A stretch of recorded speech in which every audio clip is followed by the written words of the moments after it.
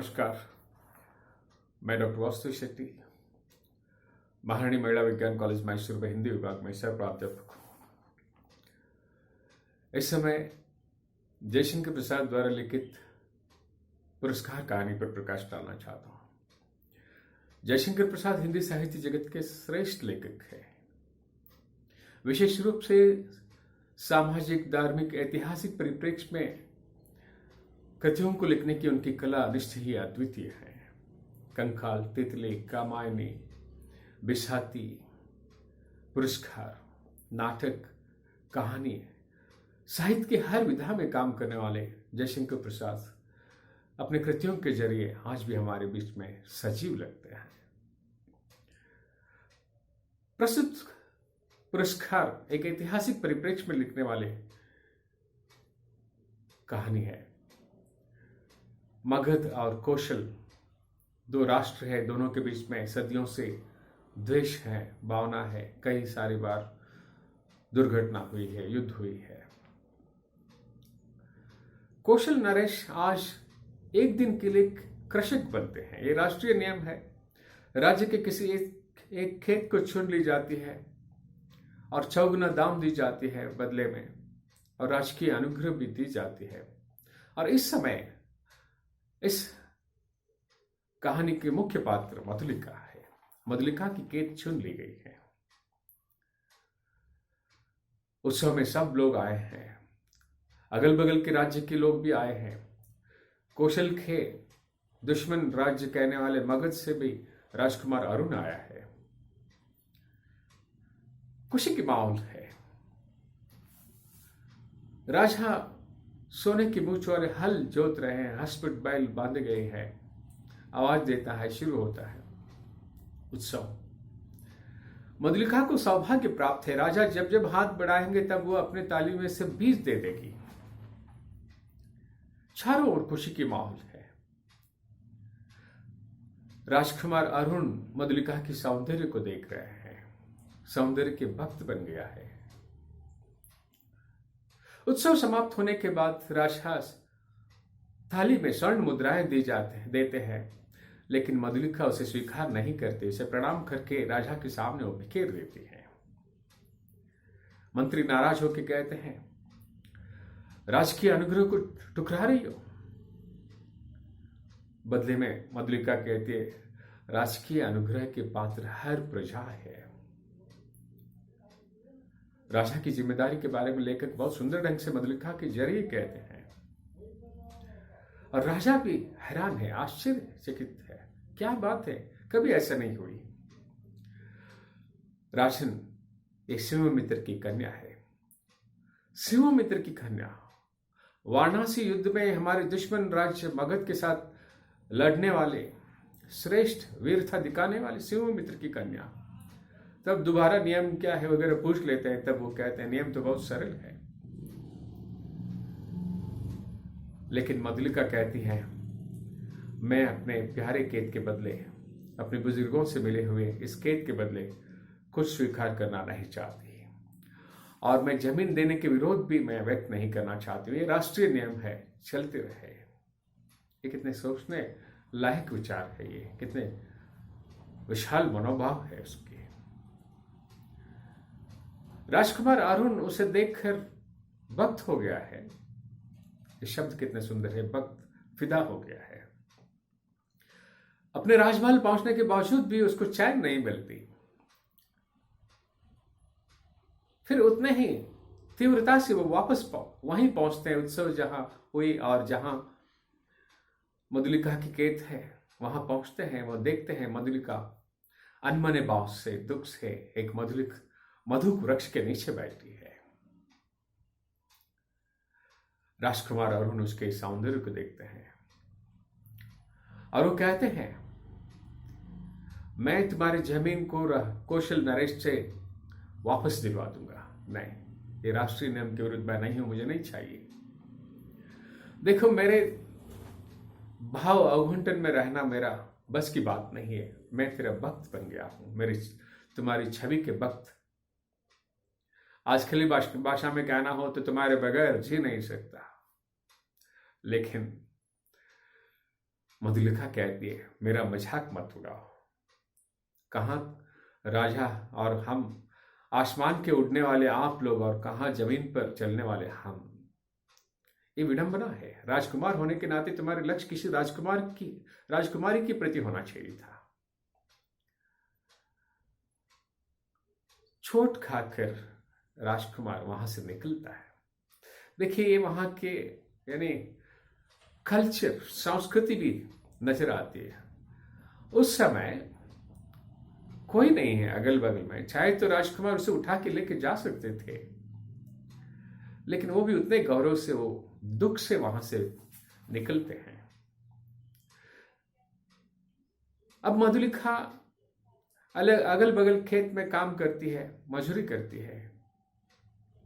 एक झोपड़ी डाल के बैठी है, सौ की डंठलों की झोपड़ी।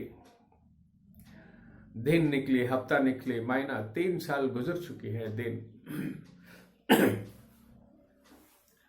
आज बारिश होने वाली है, बारिश के दिन है। खाली खाली बादल, जैसे बारिश शुरू हो जाएगी तो रक्षा होने की कोई चीज उसके पास नहीं है। सिर्फ अभाव के अलावा कुछ नहीं है। जीने के लिए जो उपकरण चाहिए उसके पास कुछ नहीं है। याद करती है वो अरुण को टुकरा कर वो खुशी महसूस नहीं की। उस दिन उसको टुकराने के बाद भी वो जिस दिशा में गए हैं, उड़ती हुई धूल को देखती रही थी, और कल्पना भी करती है मगध की राजकुमारी बनने की। वहां के महल में, राज कारोबार में रानी की हैसियत से रहने के बारे में सोचती है। जोरदार बारिश शुरू हुई।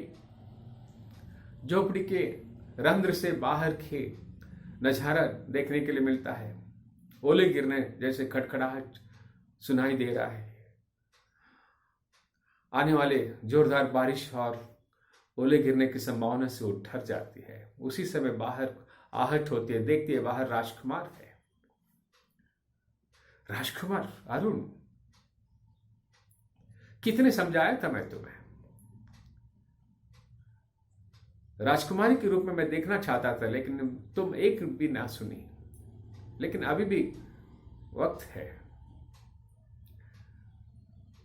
वो कहता है, मैं विपन्न मगध से निर्वासित राजकुमार हूं। अब मेरे पास कुछ नहीं है, लेकिन मैं राजा बनने की पूरी हिम्मत शक्ति रखता हूं। जीविका खोजने आया हूं कौशल राज्य में।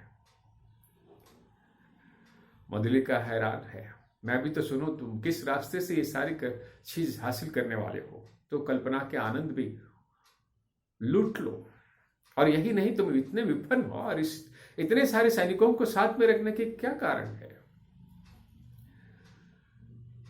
तब वो कहते हैं, ये योद्धाओं की लक्षण है, वीरता की लक्षण है। हमें डरपोकों की तरह जीना नहीं आता है। तुम देखोगी अरुण की खड्ग की शक्ति को, तुम देखोगी। और दोनों प्यार से बातें करते हैं। और देख, तुम मुझे मदद करो। मधुलिका सोचती है, मैं तुम्हें कैसे मदद कर सकती हूं। तुम्हारी खेत छीन ली गई है, उसके बदले दुर्ग की दक्षिण दिशा में रहे हुए घने जंगल को तुम मांग लो। राजकुमार, राजा इनकार नहीं करेगा। मधुलिका वैसे ही करती है, राजा के पास पहुंचती है। राजा, शिवमित्र की कन्या, क्या हुई? 3 साल हो गए, तुम शायद कष्ट में रही होगी। राशन मुझे उतनी ही जमीन दुर्ग के पीछे भाग में दे दीजिए।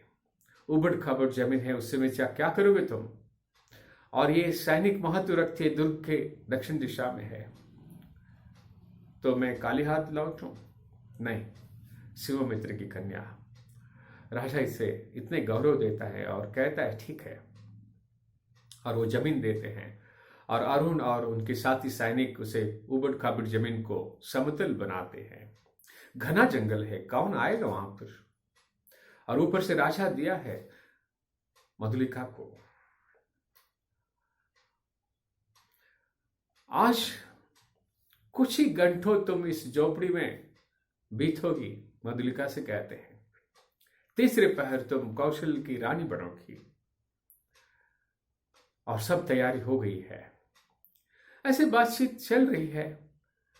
मधुलिका की सोच में कुछ संघर्ष भी होता है, फिर भी वो अरुण जैसे कहता है वो मान लेती है। कल रानी बनने की सुख भी वो देख रही है। कुछ ही घंटों इस झोपड़ी में रहना, चलो मैं और कुछ व्यवस्था करनी है, तुम जाओ। और झोपड़ी की तरफ जाना है। दोनों कहीं किसी पेड़ के नीचे बैठे बातें कर रहे थे और वो कहते मुझे अब काम है, तुम झोपड़ी की तरफ जाओ। और वो झोपड़ी की तरफ जाने के लिए निकलते हैं, लेकिन वो निकल नहीं सकती। उसके मन में विचार वेदना संघर्ष शुरू होती है। शिवमित्र की कन्या, वाराणसी के युद्ध के अप्रतिम योद्धा, और तीसरे पहर में वो कौशल का दुश्मन मगध से आए हुए राजकुमार उसका आक्रमण करेगा और ये दुश्मन के हाथ चली जाएगी और साथ देने वाले मैं खुद। लेकिन वो झोपड़ी की तरफ नहीं पहुंचती, वो सीधे दूसरे रास्ते में निकलती है।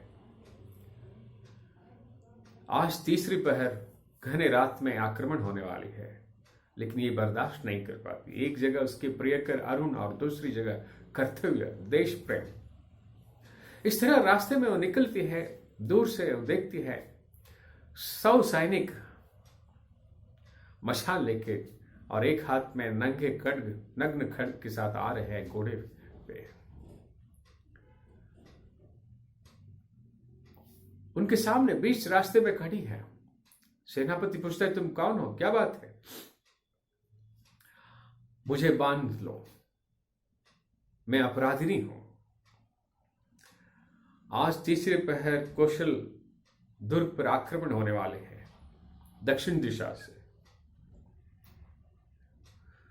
तुरंत सेनाधिपति अपने साथियों को कहता है 80 सैनिकों को तुरंत वहां पहुंचने के लिए कहते हैं। दक्षिण दिशा में, दुर्ग के दक्षिण दिशा में पहुंचने के लिए व्यवस्था करते हैं और राजा के पास पहुंचते हैं। वहां प्रतिहारी अग्निसेन आश्चर्यचकित होते हैं, क्या बात है अग्निसेन, इस समय दुर्ग में कितने सैनिक हैं? 200 है। उनको तुरंत एकत्र करो और 100 सैनिकों के साथ निकलो यहां दक्षिण दुर्ग के प्रति। वहां एक दस्युओं का आक्रमण आज दुर्ग पर होने वाले हैं दक्षिण दिशा में। याद रहे कोई शब्द ना हो, आलोक ना हो, प्रकाश ना हो, किसी को खबर ना हो। और वैसे ही वो करते हैं और फिर राजा के पास पहुंचते हैं और मधुलिका को भी साथ में लेके आते हैं। राजा सुख निद्रा में थे और आते हैं। सेनापति से पूछते हैं शिवमित्र की कन्या, हम दुर्ग के दक्षिण दिशा में जमीन दिए हैं उसको, क्या उसके संबंध में कुछ कहने के लिए आए हो? नहीं। राजा, दक्षिण दिशा में आज कोई गुप्त शत्रु आक्रमण करने वाले हैं तीसरी पहर, और ये संदेश ये युवती ही दी है। शिवमित्र की कन्या, एक बार फिर तुम उपकार किए हैं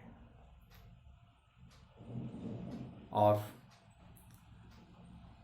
सेनापति वहां पहुंचते हैं व्यवस्था करने के लिए, और तुम जाओ सैनिकों को लेकर मैं आता हूं। और राजकुमार अरुण अपने अभियान में विफल हो जाते हैं, उसे बंधन में रखते हैं, बंदी बनाते हैं। सब लोग खुशी से झूम उठते हैं क्योंकि दुश्मनों के आक्रमण से श्रावस्ती दुर्ग आज बचा है। ये खुशी की बात है। सब लोग अगले दिन प्रभात होते ही अरुण को देखकर मृत्युदंड चिल्लाते हैं, रोष व्यक्त करते हैं और राजा मृत्युदंड देते हैं। और यही नहीं, मधुलिका को बुला के कहते हैं कि तुम्हें पुरस्कार दी जाएगी, आज तुम्हें लेना ही होगा राजा की सारी खेत, मेरी सारी खेत आज तुम्हारी होगी। लेकिन मधुलिका स्वीकार करने के लिए तैयार नहीं है। वो कहती है आप मुझे पुरस्कार देना चाहते हैं तो मुझे भी मृत्युदंड दीजिए। और वो मधुलिका अपने प्रियकर अरुण के पास खड़ी हो जाती है। कहानी यहां समाप्त होती है। यहां मधुलिका एक जगह प्रेम और दूसरी जगह राष्ट्र प्रेम, कर्तव्य और प्रेम के बारे में बहुत सूक्ष्म ढंग से जयशंकर प्रसाद बहुत अर्थपूर्ण ढंग से लिखे हैं। और जितने वो विचार व्यक्त किए उससे ज्यादा अक्सर विद्यार्थी पूछते हैं कि बाद में क्या हुआ। दोनों को मृत्युदंड दी गई क्योंकि वो प्यार करते थे। ये उनकी खासियत है जयशंकर प्रसाद की। जितने विचार वो व्यक्त करते हैं उससे ज्यादा सोचने के लिए हमें छोड़ देते हैं। बहुत सुंदर ढंग से प्रेम और संघर्ष के बारे में लिखे हैं। धन्यवाद।